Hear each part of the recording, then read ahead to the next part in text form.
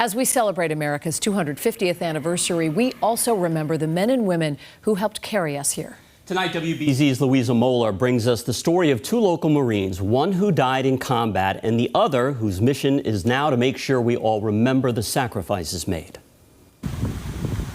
The story of two friends begins at Dennis Yarmouth Regional High School in the early 2000s.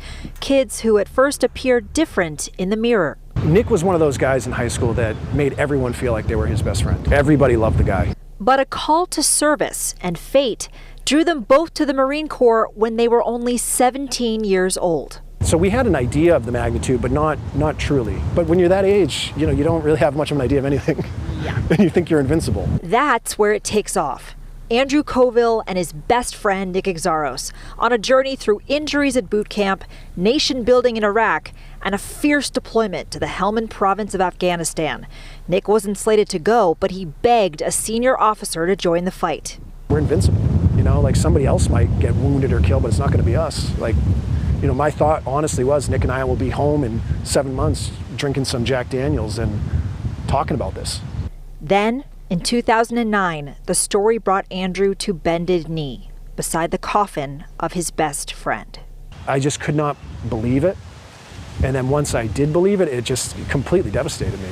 I come up here as much as I can.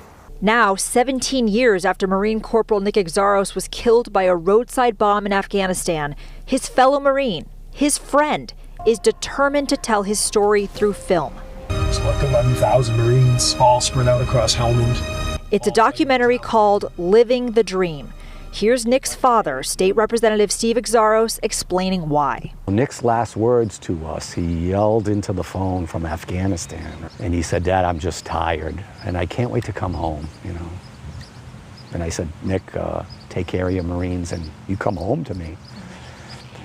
And then his mom got on the phone. The Marines don't tell their moms that. There's nothing going on. Don't worry about me. I'm living the dream.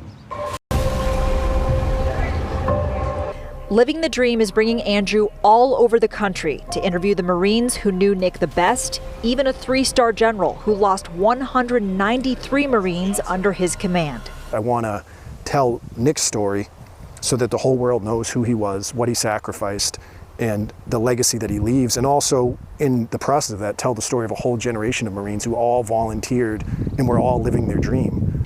And it speaks not just of Nick's mission, but the mission for all of us. And living the dream, to me, means live your dreams. Like, freedom is not free. On Cape Cod, Louisa Moller, WBZ News. You hit on the key point there. You're telling Nick's story, but you're telling the story of all the Marines who have sacrificed for this country. And it's wonderful timing. So important that we hear it. It is with us. It is a part of our history, and we should be thinking about them every day. All the time, right? Yes. All the time, not just once a year.